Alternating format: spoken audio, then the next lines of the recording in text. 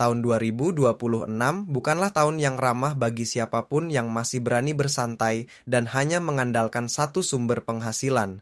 Mari kita bicara fakta yang ada di lapangan saat ini. Harga kebutuhan pokok merangkak naik, pelan tapi sangat konsisten. Biaya hidup terasa semakin menekan leher kita, sementara gaji mayoritas orang berhenti di angka yang sama, stagnan, tidak bergerak kemana-mana.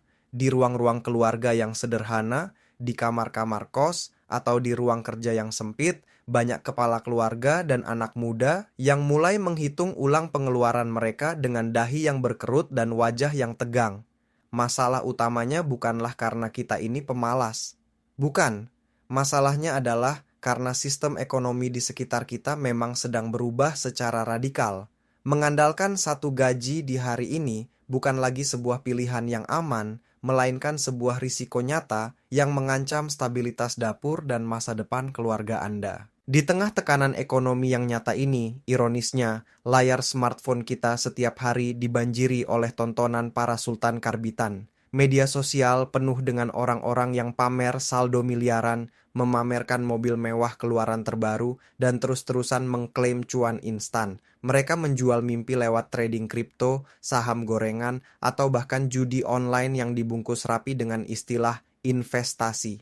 Kita harus jujur pada diri sendiri hari ini. Sebagian besar dari apa yang Anda lihat di layar itu bukanlah jalan untuk membangun kekayaan yang sejati. Itu adalah jebakan adrenalin finansial, sebuah ilusi. Oleh karena itu, mari luruskan ekspektasi sejak detik ini. Narasi yang sedang Anda dengarkan ini tidak akan pernah mengajari Anda cara menjadi kaya dalam semalam. Tidak ada trik rahasia yang disembunyikan. Tidak ada janji-janji manis yang palsu. Fokus kita di sini hanya satu dan sangat realistis.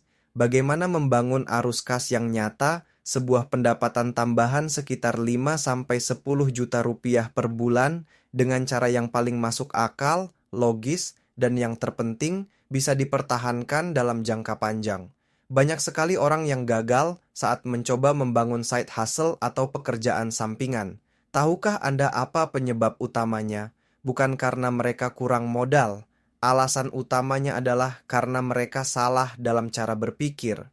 Mereka tidak paham perbedaan mendasar antara aset dan liabilitas. Ketika uang tambahan dari kerja sampingan itu masuk, uang tersebut langsung habis untuk konsumsi. Langsung dipakai untuk bayar cicilan motor baru, ganti handphone, atau sekadar memenuhi gaya hidup yang sebenarnya tidak perlu. Padahal, bayangkan jika tambahan 5-10 juta rupiah per bulan itu dikelola dengan benar. Uang itu bisa menjadi bantalan ekonomi yang sangat empuk, menjadi dana darurat yang menyelamatkan Anda di masa krisis, dan bahkan menjadi batu loncatan menuju kebebasan finansial yang sebenarnya. Masalahnya tidak pernah terletak pada seberapa besar atau kecil penghasilan Anda, tapi bagaimana cara Anda memperlakukan uang tersebut. Mari kita gunakan analogi sederhana. Anggaplah gaji utama Anda saat ini sebagai sebuah perahu. Perahu ini memang membawa Anda dan keluarga tetap mengapung di atas air. Tapi, perahu ini tidak cukup kuat untuk melawan arus inflasi yang terus-menerus mendorong Anda ke arah jurang kemiskinan. Nah, side hustle adalah dayungnya. Tanpa dayung, Anda hanya pasrah terbawa kemana arus ekonomi membawa Anda. Namun, dengan dayung yang tepat dan digunakan dengan benar, Anda punya kendali. Anda bisa mengarahkan hidup Anda sendiri meskipun ombak krisis ekonomi datang silih berganti. Dayung ini tidak perlu terbuat dari emas, tidak harus sempurna. Yang paling penting adalah Anda memegangnya dengan konsisten dan mendayung dengan strategi yang benar. Ada satu masalah psikologis lain yang jauh lebih berbahaya dari sekadar kurang uang, yaitu masuk ke dalam mental survive atau mental bertahan hidup. Ketika otak Anda sudah masuk ke mode panik karena himpitan ekonomi, logika Anda otomatis melemah. Di titik inilah seseorang menjadi sangat mudah tergoda oleh pinjaman online ilegal, tawaran judi online, atau skema cepat kaya. Semua itu terjadi karena adanya kepanikan luar biasa untuk segera keluar dari tekanan hutang atau tagihan. Dalam kondisi tertekan seperti ini, keputusan finansial yang diambil hampir tidak pernah rasional. Maka, tujuan utama kita di sini adalah memindahkan isi kepala Anda, memindahkan Anda dari mode panik menjadi mode membangun, memindahkan Anda dari sekadar memberikan reaksi emosional sesaat menuju strategi yang terukur, tenang, dan sadar akan risiko. Side hustle yang sehat di tahun 2026 ini memiliki ciri-ciri yang sangat jelas. Pertama, ada entry barrier atau hambatan masuk. Artinya, ada skill atau keahlian spesifik yang harus Anda pelajari terlebih dahulu. Kedua, ia tidak membutuhkan modal uang yang besar di awal, tetapi menuntut komitmen waktu, energi, dan fokus yang luar biasa dari Anda. Dan yang ketiga, ia memiliki potensi scaling atau bisa diperbesar skalanya. Jika Anda menemukan sesuatu yang terasa terlalu mudah, menjanjikan hasil puluhan juta tanpa perlu usaha keras, percayalah, hampir 100% itu adalah jebakan. Sekali lagi, kita tidak sedang mencari jalan pintas. Kita sedang membangun sebuah jalan tol yang bisa Anda lewati dengan aman selama bertahun-tahun ke depan.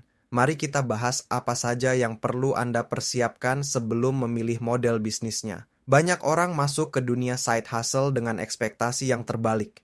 Mereka berharap uangnya datang dulu, baru mereka mau meluangkan waktu untuk serius. Kenyataannya di dunia nyata selalu sebaliknya. Di fase-fase awal, hampir semua pekerjaan sampingan akan menuntut pengorbanan waktu yang jauh lebih besar dibandingkan dengan uang yang dihasilkannya. Waktu tidur Anda pasti akan berkurang. Waktu santai Anda di akhir pekan akan terpotong. Hobi-hobi yang tidak menghasilkan uang harus rela Anda singkirkan sementara waktu. Jika sejak awal mental Anda belum siap untuk menukarkan rasa lelah dan waktu santai dengan proses pembelajaran, maka jujur saja, target 5-10 juta itu akan terasa seperti mimpi di siang bolong. Anda juga harus paham perbedaan mendasar ini. Investasi itu berbeda dengan trading, dan keduanya sangat berbeda dengan side hustle. Kerja sampingan itu menghasilkan active income atau setidaknya semi-passive income. Artinya, uang itu datang karena ada keringat dan kerja nyata dari Anda. Bukan karena Anda menaruh sejumlah dana di suatu tempat, lalu duduk diam menunggu keajaiban datang dari langit.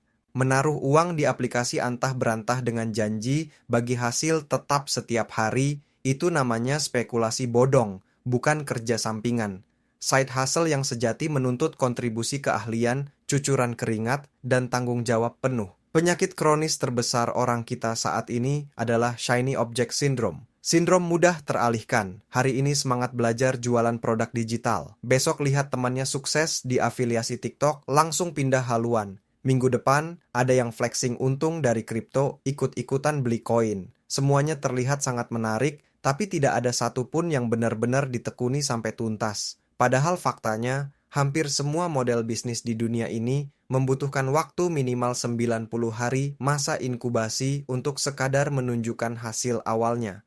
Konsistensi itu harganya jauh lebih mahal dan lebih penting daripada kepintaran Anda dalam memilih model bisnis. Tanpa fokus yang tajam, potensi sebesar apapun akan layu sebelum sempat mekar. Banyak pemula yang mentalnya langsung hancur ketika menghadapi kerugian non-uang. Rugi waktu karena konten sepi, rugi tenaga karena klien membatalkan proyek, rugi biaya iklan 100.000 perak. Semua itu terasa sangat menyakitkan jika mental dasar Anda masih mental spekulan. Di titik kecil inilah mayoritas orang memilih menyerah terlalu cepat. Ingatlah, side hustle itu bukan tentang siapa yang menang paling cepat, tapi tentang siapa yang mampu bertahan cukup lama sampai sistem yang ia bangun mulai bekerja dengan sendirinya. Kalau baru gagal 1-2 kali Anda sudah panik dan mundur, masalahnya bukan pada bisnisnya, tapi pada mentalitas Anda. Manajemen risiko personal wajib kita bicarakan di awal sebelum melangkah lebih jauh. Dengar baik-baik, jangan pernah mengorbankan penghasilan utama Anda demi sebuah side hustle yang omsetnya belum stabil. Kasus orang yang nekat resign dari kantor karena merasa kerja sampingannya mulai ramai, lalu menyesal setengah mati beberapa bulan kemudian bukanlah cerita fiksi. Itu banyak terjadi.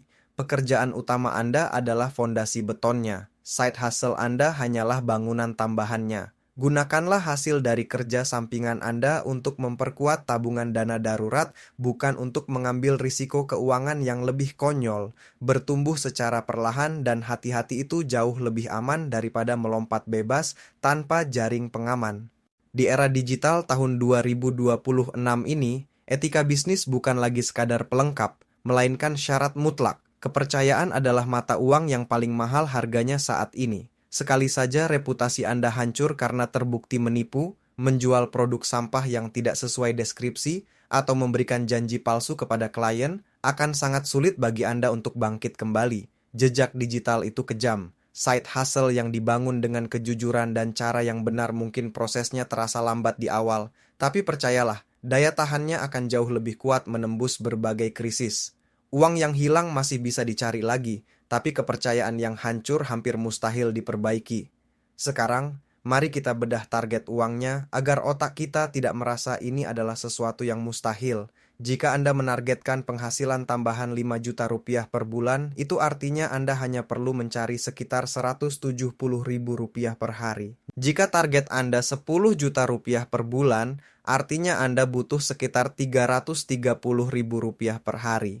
Ketika angka besar itu kita pecah menjadi target harian seperti ini, otak kita akan otomatis berhenti panik. Otak mulai bekerja dan berpikir secara logis. Pertanyaan di kepala Anda akan berubah. Bukan lagi bergumam, mustahil dapat 10 juta, melainkan berubah menjadi, kira-kira skill atau jasa apa yang bisa saya tawarkan hari ini kepada orang lain untuk ditukar dengan uang 330 ribu.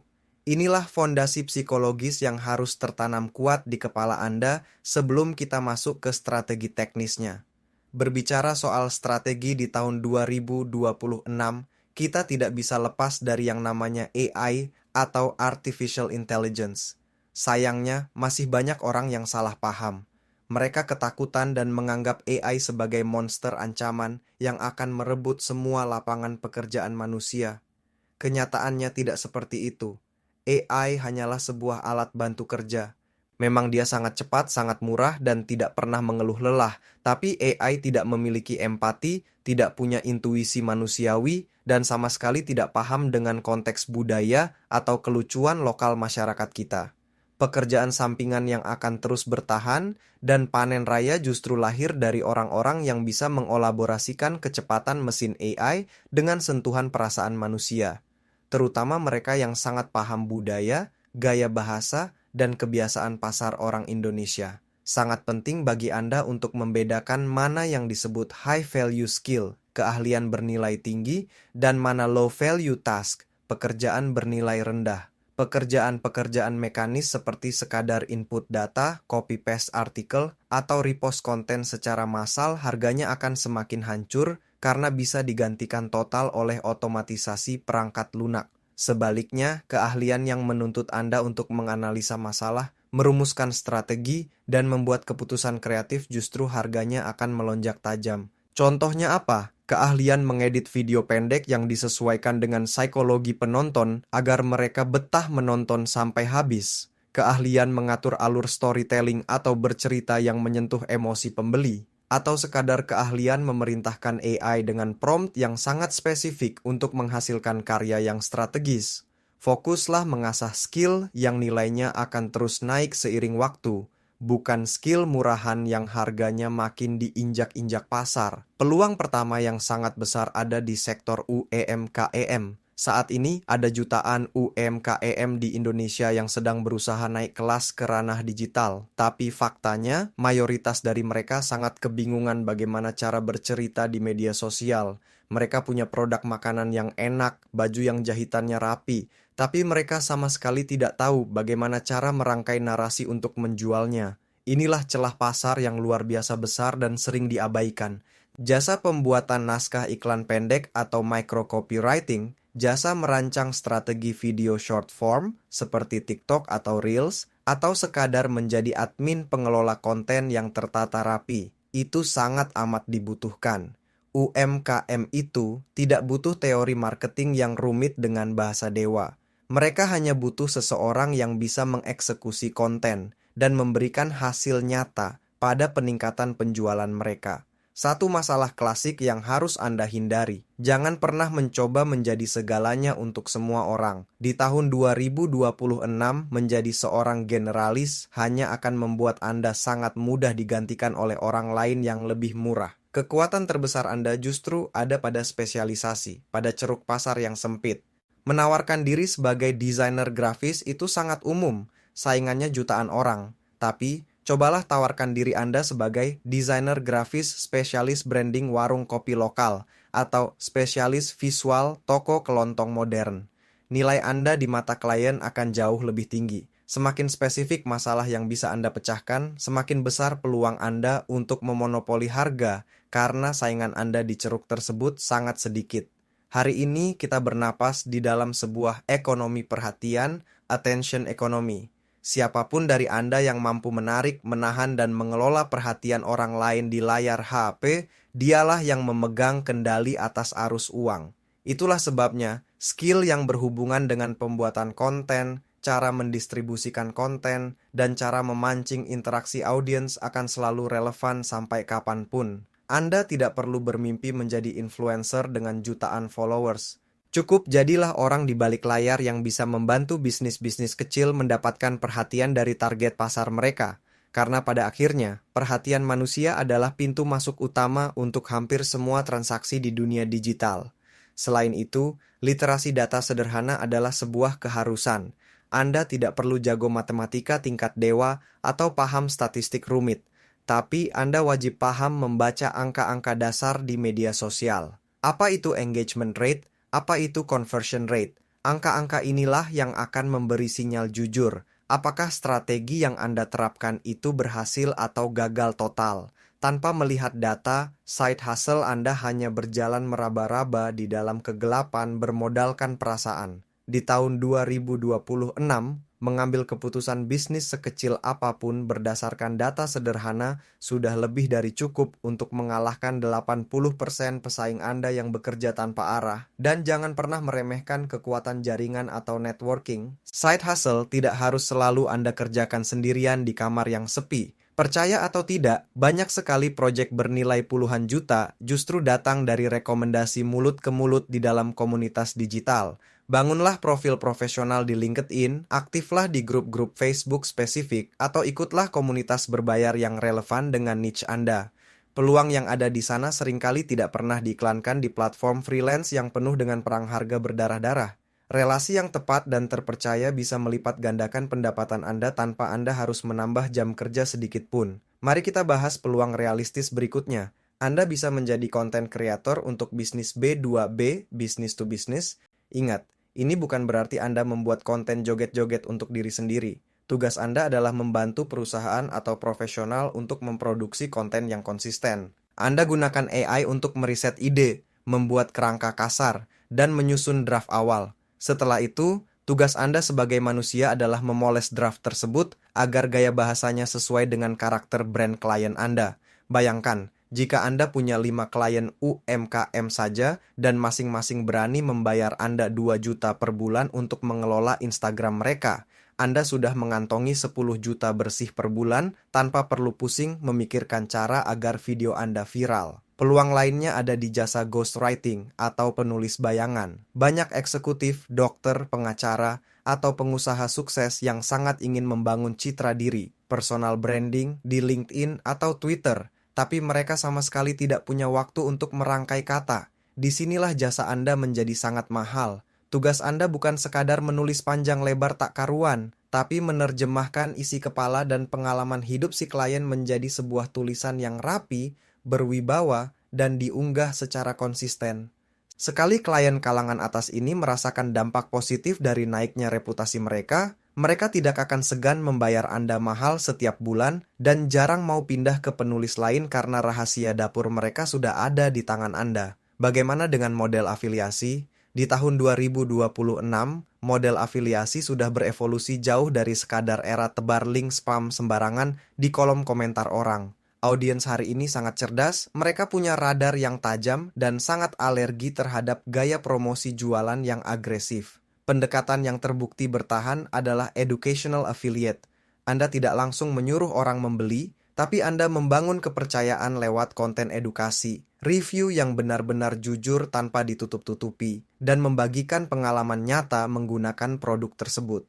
Ketika penonton merasa masalahnya terjawab oleh konten Anda, rekomendasi produk yang Anda berikan tidak akan dianggap sebagai iklan, melainkan sebagai solusi. Di titik ikhlas inilah, komisi afiliasi akan mengalir deras ke rekening Anda sebagai efek samping dari nilai manfaat yang Anda berikan.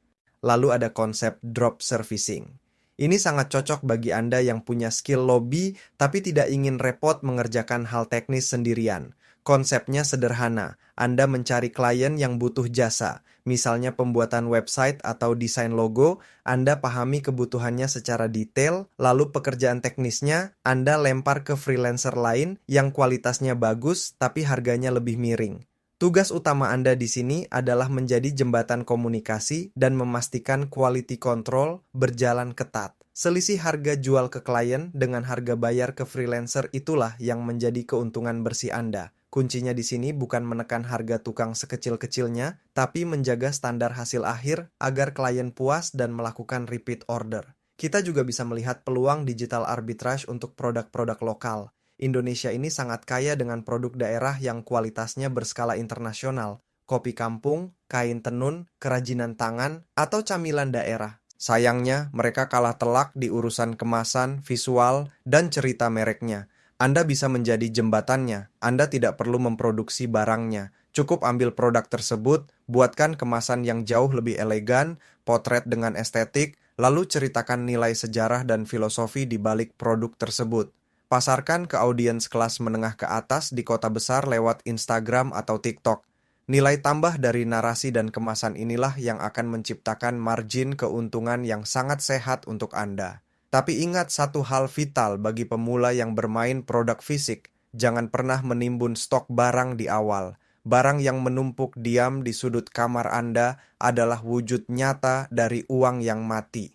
Di fase awal, selalu gunakan sistem pre-order, PEO, atau cari sistem dropship dari supplier tangan pertama yang terpercaya. Cara ini menekan risiko kerugian finansial hingga titik terendah dan menjaga perputaran uang tunai Anda tetap sehat. Validasi dulu pasarnya. Cari tahu apakah ada yang mau beli barangnya, bukan mencari rasa aman palsu dengan melihat tumpukan kardus di gudang Anda. Di atas semua itu, ketahuilah bahwa aset paling berharga dalam bisnis digital Anda bukanlah produk yang Anda jual. Aset terbesar Anda adalah database pelanggan Anda. Orang-orang yang pernah membeli dari Anda atau setidaknya pernah bertanya dan tertarik adalah peluang terbesar untuk penjualan Anda bulan depan. Mengumpulkan kontak WhatsApp atau email mereka secara rapi memungkinkan Anda untuk berjualan berulang kali, follow up, tanpa harus membakar uang lagi untuk biaya iklan. Hubungan jangka panjang dengan 100 pelanggan setia selalu mendatangkan lebih banyak uang daripada transaksi satu kali putus dengan 1.000 orang asing. Namun, dari semua strategi hebat tadi, tahukah Anda apa kesalahan paling mematikan yang sering meruntuhkan side hustle ke jurang kehancuran? Jawabannya bukan karena produknya tidak laku, tapi karena manajemen keuangan yang berantakan. Mencampur adukan uang pribadi dengan uang hasil usaha adalah resep paling manjur untuk bangkrut secara diam-diam.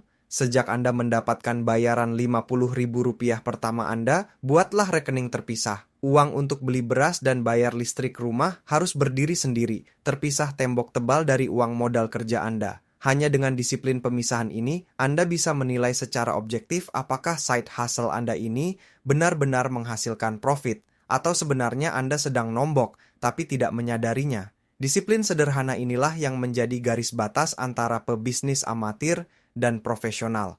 Godaan terbesar lainnya datang ketika penghasilan sampingan itu mulai rutin masuk. Hasrat untuk konsumsi langsung meronta-ronta ingin dihargai. Ingin makan enak di restoran mahal, ingin check out keranjang belanjaan impian. Tahan, fase awal adalah momen paling krusial untuk melakukan reinvestasi.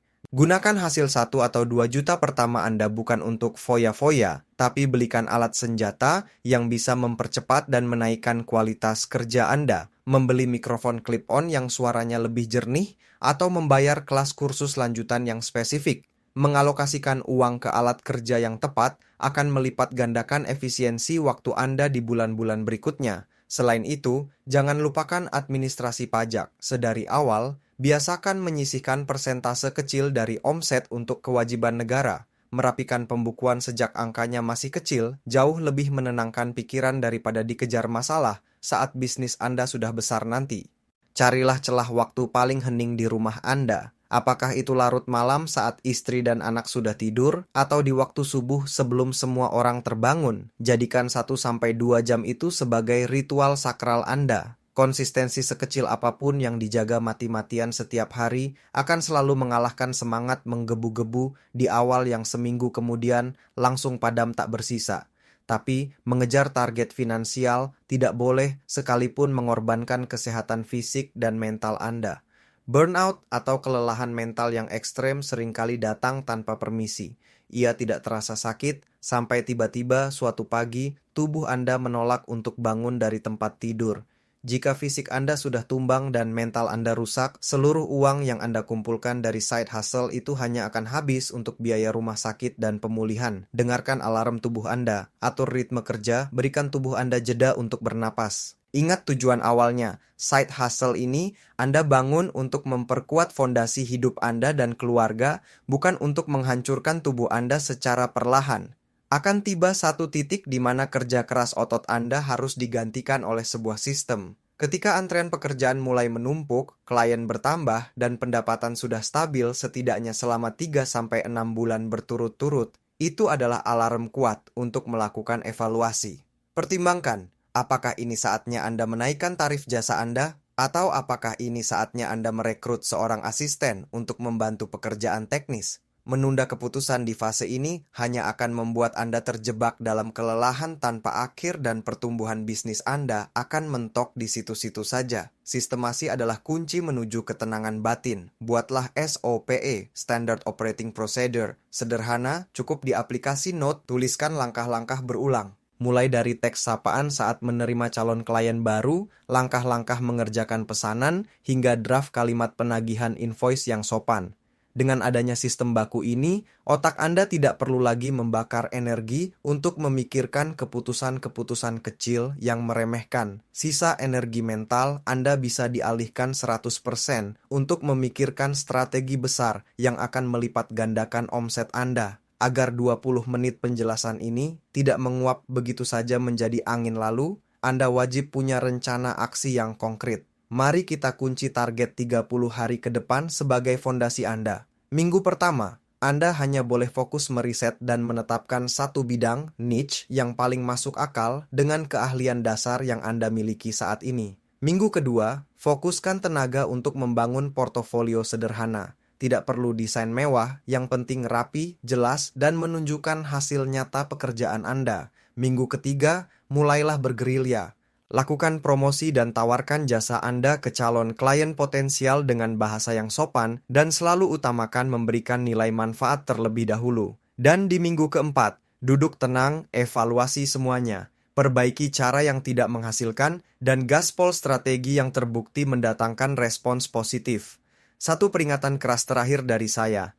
Jangan pernah, saya ulangi, jangan pernah sekalipun Anda memulai membangun side hustle menggunakan uang panas hasil berhutang pinjaman online.